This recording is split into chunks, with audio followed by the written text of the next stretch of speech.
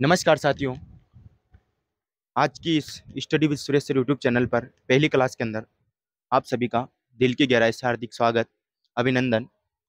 आज हम रीजनिंग के अंदर अगली वाली क्लास के अंदर हम सिलेबस डिस्कशन कर चुके थे कि अपने रीजनिंग के अंदर कौन कौन से जो चैप्टर चलते हैं। उसके बाद में हम बात करेंगे इसके अंदर साथियों, पहले चैप्टर की ओर हम चलने वाले हैं। उसका नाम होने वाला है दिशा परीक्षण। इसको अंग्रेजी में डायरेक्शन टेस्ट बोलते हैं। डायरेक्शन टेस्ट यानी कि दिशा परीक्षण। सबसे पहले दिशा परीक्षण, इसकी अपना बात करें साथियों, दिशा का मतलब होता है क्या है? दिशाएं। क्या होता है? दिशाएं। दिशाओं के अंदर अब यहाँ पे पढ़ेंगे अपन परीक्षण। क्या करेंगे? परीक्षण। परीक्षण का मतलब आपने देखा होगा, परीक्षण को परख बोला जाता है, यानी कि टेस्ट बोला जाता है। क्या? इंग्लिश में देखें तो डायरेक्शन टेस्ट। टेस्ट का मतलब आपने देखा है स्कूल के अंदर आपका टेस्ट लिया जाता है, जैसे कि प्रथम टेस्ट, द्वितीय टेस्ट, तृतीय टेस्ट। स्कूल के अंदर ये टेस्ट क्यों लिए जाते हैं? अपन को परखने के लिए, यानी कि अपना स्कूल के अंदर लेवल कैसा है, उससे आपका टीचर को अनुमान लग जाता है कि भाई बच्चा पढ़ने में कैसा क्या है, कैसे हैं। तो उसी प्रकार यहाँ पे आपको दिशाओं का क्या होना चाहिए? परीक्षण होना चाहिए, यानी कि क्या होना चाहिए? ज्ञान होना चाहिए। यहाँ पे ये आपका जो टेस्ट होगा एक प्रकार का इस चैप्टर के अंदर, वो दिशाओं से संबंधित होगा। यानी कि कहने का मतलब सीधा-सीधा अपनी सीधी भाषा में देखें तो दिशाओं का ज्ञान ही क्या है? दिशा परीक्षण है साथियों। क्या है? दिशा परीक्षण है। अब यहाँ पे आपको दिशाएँ पढ़नी है। सबसे पहले क्या पढ़नी है? दिशाएँ। दिशाओं का ज्ञान होना यानी कि दिशा परीक्षण कहलाता है। सीधी-सी बात ये है कि दिशाएँ सबसे पहले अपन अपन को याद ये होना चाहिए कि भई अपन पढ़ रहे हैं दिशा परीक्षण। क्या पढ़ रहे हैं? दिशा परीक्षण। तो पहले अपन को ये याद होना चाहिए कि दिशाएँ हैं क्या? तो अपन देखते हैं दिशाएँ। क्या देखते हैं?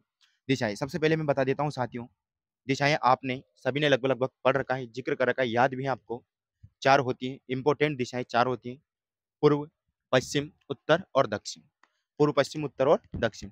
अब यहाँ पे साथियों फंडा ये होता है बहुत से बच्चों के दिमाग के अंदर कि सर हमें तो यही पता नहीं होता कि कौन-सी दिशा किस जगह है। क्या नहीं होता है? कि इनमें से कौन-सी दिशा किस जगह रखी गई है। तो सबसे पहले आपको एक चीज़ बता दूँ मैं, कॉपी या किताब का जो ऊपरी सिरा है साथियों, वो हमेशा उत्तर दिशा होगा। क्या होगा? उत्तर दिशा होगा। अब ये आप देख लीजिएगा, जिस प्रकार से अपने सामने अपन पेपर है, कॉम्पिटिशन के अंदर कॉपी है या पेज है, जो भी चीज़ आप खड़ी करते हैं तो उसका ऊपरी जो सिरा होगा, वही हमेशा क्या होगा? उत्तर दिशा होगा। और उत्तर के जस्ट सामने क्या होगा साथियों? दक्षिण होगा। क्या होगा? दक्षिण होगा। ठीक है। अब यहाँ पे मान लेते हैं ऊपर ही ऊपर की अपनी जो दिशा है, ये कौन-सी है साथियों? उत्तर है। कौन-सी है? उत्तर है। तो सर जी ये कौन-सी हो जाएगी? दक्षिण हो जाएगी। कौन-सी हो जाएगी बेटा? साथियों दक्षिण हो जाएगी। अब दक्षिण, उत्तर के अब यहाँ पे ये कन्फ्यूज़न रहता है कि सर यहाँ पूर्व है या पश्चिम है, या यहाँ पूर्व है या पश्चिम है। तो साथियों यहाँ पे आपको एक चीज़ और ध्यान रखनी है, मैं बता देता हूँ। आप जिस प्रकार से बोर्ड की साइड देख रहे हो तो आपका ये बायाँ है, लेफ्ट लेफ्ट बायाँ, राइट दायाँ, यानी कि ये बाईं ओर है आपकी, बोर्ड की साइड देख रहे हो तो ये क्या है? दाईं ओर है। क्या है? दाईं है। इसे बोलते हैं लेफ्ट, इसे बोलते हैं राइट। अब लेफ्ट राइट भी एक दूसरे व्यक्तियों का आमने-सामने आने पर विपरीत हो जाते हैं साथियों। जिस प्रकार से मैं आपकी साइड देख रहा हूँ, तो मेरा इधर दायाँ होगा और इधर क्या होगा? बायाँ होगा, और आपका इधर बायाँ होगा और इधर क्या होगा? दायाँ होगा। तो इसी प्रकार आपको ये देखना है उत्तर के दाईं ओर, उत्तर के किधर? दाएँ ओर हमेशा पूर्व होगा साथियों। क्या होगा? पूर्व होगा। यहाँ पे क्या आ गया आपका? पूर्व। अब पूर्व आपका यहाँ आ गया, तो यहाँ पे कौन-सी दिशा हो जाएगी साथियों? पश्चिम। कौन-सी हो जाएगी? पश्चिम। अब आपको 4 दिशाएँ तो सभी को पता चल चुकी है। 2 दिशाओं के बीच में बनने वाले कोण को समकोण कहते हैं। क्या कहते हैं? समकोण, यानी कि 90 डिग्री का एंगल बनता है। अब उसके बाद में आपको ये 4 दिशाएँ तो बिल्कुल याद हो जाएगी कि सर जी हाँ, कॉपी या किताब का जो ऊपरी सिरा है हमेशा उत्तर दिशा होता है। उसके जस्ट नीचे वाली जो दिशा होगी वह दक्षिण होगी। उसके बाद में उत्तर के दाएँ ओर पूर्व होगी और पूर्व के विपरीत में कौन-सी होगी? पश्चिम होगी। इसके बाद में बायाँ आपका याद हो गया, दायाँ। अब इसके बाद में अपन रीज़निंग के अंदर 10 दिशाएँ पढ़ेंगे। कितनी पढ़ेंगे? 10। 4 तो अपनी हो चुकी है। इसके बाद में 4 और उपदिशाएँ इनके बीच में आने वाली है साथियों। तो सर जी ये आती कहाँ से हैं? देखिएगा यहाँ पर, ये जो 4 दिशाएँ होती हैं, ये भी इनके बीच से बनती है। कहाँ से बनती हैं? इन्हीं दिशाओं के बीच से बनती है। अब ये बनती कैसे साथियों? तो यहाँ पे जो दिशा है वह है उत्तर-पश्चिम है। कौन से साथी? उत्तर-पश्चिम है। कि जी सर जी। अब यहाँ पे उत्तर-पूर्व है। कौन से? उत्तर-पूर्व। यहाँ पे दक्षिण-पूर्व है। कौन से? दक्षिण-पूर्व है। यहाँ पर दक्षिण-पश्चिम है। दक्षिण-पश्चिम। अब यहाँ पर 4 दिशाएँ और बन चुकी है साथियों। 4 पहले थी, पूर्व, पश्चिम, उत्तर, दक्षिण, उसके बाद में 4 और बन चुके हैं, यानी कि कितनी दिशा होगी? 8 दिशाएँ। कितनी हो चुकी है साथियों? 8 दिशाएँ आपके पास में हो चुकी हैं, यानी कि कहने का मतलब है इन 2 दिशाओं के योग से बनने वाली दिशा को ही उपदिशा कहते हैं। क्या कहते हैं साथियों? उपदिशा कहते हैं, यानी कि 4 दिशाएँ, उसके बाद में 4 उपदिशाएँ, इसके बाद में 2 दिशाएँ और चलती हैं, जब कभी-कभी प्रश्न के अंदर आपसे एग्जामिनर आकाश या फिर पाताल यानी कि ऊपर और नीचे यानी कि अप और डाउन का अगर जो ज़िक्र करता है साथी, तो वो भी एक प्रकार की दिशाएँ हो जाती है अपने रीज़निंग में, तो अपन 10 दिशाओं का ज़िक्र करते हैं। आकाश और पाताल 2 दिशाएँ और 8 दिशाएँ ये, 4 मुख्य दिशाएँ, 4 उप दिशाएँ यानी कि ये चीज़ें अपन को याद होना चाहिए साथियों। अब यहाँ तक तो अपन आ चुके हैं। इसके अंदर अब अपन को ये देखना है कि सर यहाँ पे पश्चिम उत्तर भी तो लिख सकते थे। आपने उत्तर पश्चिमी क्यों लिखा? बिल्कुल ये कन्फ्यूज़न दूर कर देता हूँ मैं साथियों। यहाँ पर हमेशा जब दिशाओं को लिखते हैं तो जैसे कि दक्षिण पूर्व, दक्षिण पश्चिम या उत्तर पूर्व या उत्तर पश्चिम लिखता है। तो इसका जो कारण है साथी, उत्तर और दक्षिण जो है ये दोनों क्या थे? ध्रुव थे। ये दोनों ध्रुव होने के कारण इनको पहले लिखा जाता है। यानी कि जो बड़ी दिशाएँ माना जाता है और बड़ी दिशाएँ अपन को पता है कि जो व्यक्ति थोड़ा-सा अपने से आगे होता है या बड़ा होता है तो उसको पहले स्थान मिल जाता है। सीधी-सी बात है। तो यहाँ पे दोनों बड़े होने के कारण इनको पहले लिख रख दिया गया, बाकी इनका कोई अन्य फ़ॉर्मूला या फंडा नहीं है। अब यहाँ तक भी अपन को पता चल चुका है साथियों। अब आगे अपन कुछ इम्पोर्टेंट चीज़ों के बारे में ज़िक्र करने वाले हैं।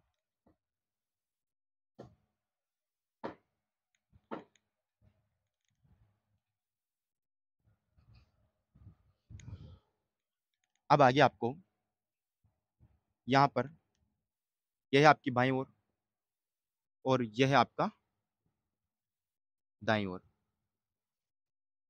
ठीक है। बायाँ और दायाँ को अपन देख चुके हैं। अब यहाँ पर साथियों आपको ध्यान ये रखना है कि जिस प्रकार से प्रश्न के अंदर आपसे क्या कहा जा रहा है कि बाईं ओर चलना है, क्या है? जैसे कि बाईं ओर चलने की बात कहे तो फर्स्ट पॉइंट क्या है? बाईं ओर चलने की बात कहें तो उसे एंटी क्लॉकवाइज कहते हैं। एंटी क्लॉकवाइज कहते हैं। यानी कि इसका मतलब क्या होता है साथियों? वामाव्रत। वामाव्रत या घड़ी की विपरीत दिशा, ठीक है। घड़ी की विपरीत दिशा। अब दूसरी बात, दाईं ओर चलने की बात कहें तो क्लॉकवाइज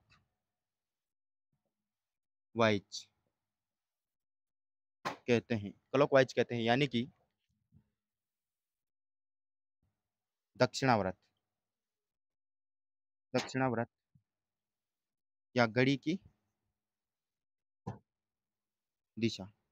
अब यहाँ तक आपको ध्यान रखना है। अब यहाँ पर बहुत से बच्चे जब प्रश्न के अंदर डायग्राम बनाना होता है तो वहाँ कन्फ्यूजन होते हैं साथियों। तो आपको कन्फ्यूज नहीं होना है, मैं बता देता हूँ यही चीज़ें, दोनों चीज़ें यही अपने प्रश्न के अंदर इंपॉर्टेंट होने वाली है। ये जो दोनों चीज़ें हैं यही अपने प्रश्न के अंदर क्या होगी? इंपॉर्टेंट होगी। क्या होगी साथियों?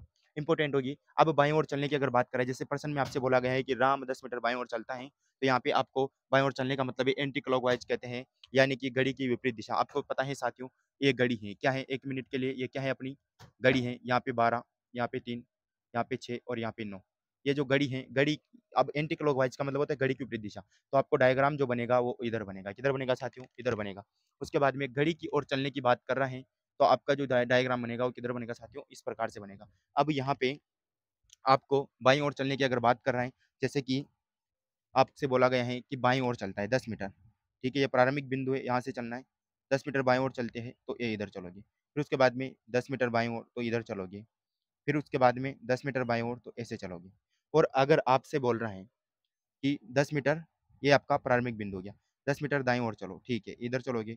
उसके बाद में फिर से 10 मीटर दाएँ ओर चलो, तो ऐसे चलोगे, फिर से 10 मीटर दाएँ ओर चलो तो ऐसे चलोगे। यानी कि कहने का मतलब दाएँ ओर की बात कर रहे हैं तो घड़ी की दिशा और बाईं ओर की बात कर रहे हैं तो घड़ी की विपरीत दिशा में चलना है।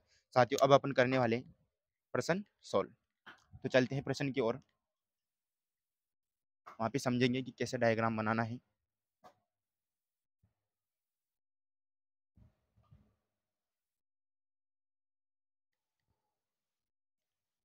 देखते हैं अपन क्वेश्चन नंबर फर्स्ट।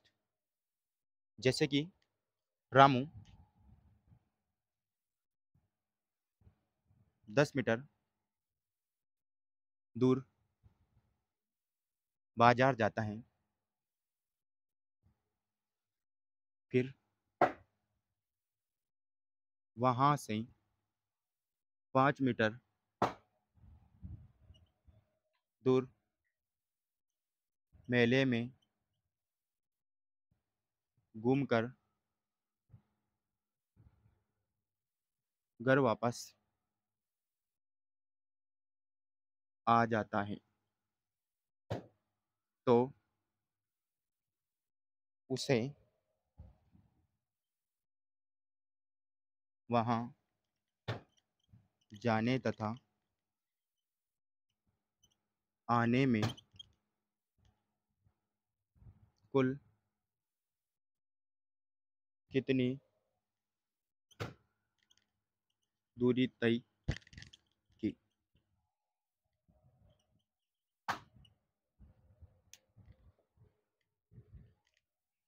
साथियों प्रश्न के अंदर ध्यान दीजिएगा, आपको करना कुछ भी नहीं। प्रश्न के अंदर जैसे जैसे अपने को बोल रहा है, यानी कि क्वेश्चन के अंदर जैसे जैसे अपने को बोल रहा है, वैसे वैसे पढ़ते जाना है और डायग्राम बनाते जाना है। जैसे पहली लाइन हुई पहला डायग्राम, दूसरी लाइन हुई दूसरी लाइन का डायग्राम, तीसरी लाइन हुई तीसरी लाइन का डायग्राम, ऐसे बनाते गए तो अपना अंत में जैसे ही प्रश्न का जो पूछने का उत्तर का जरिया आएगा, वहीं पे आपका आंसर चला आएगा। बिल्कुल, रामू 10 मीटर किधर जाता है, दूर बाजार जाता है, ठीक है।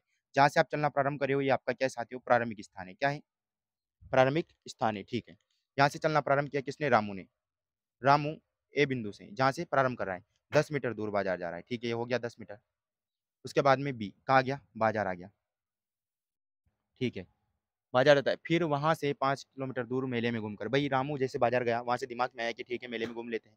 5 मीटर दूर कहाँ जा रहा है, सी बिंदु मान लेगा यहाँ पे, तो मेले में कहाँ गया, मेले में।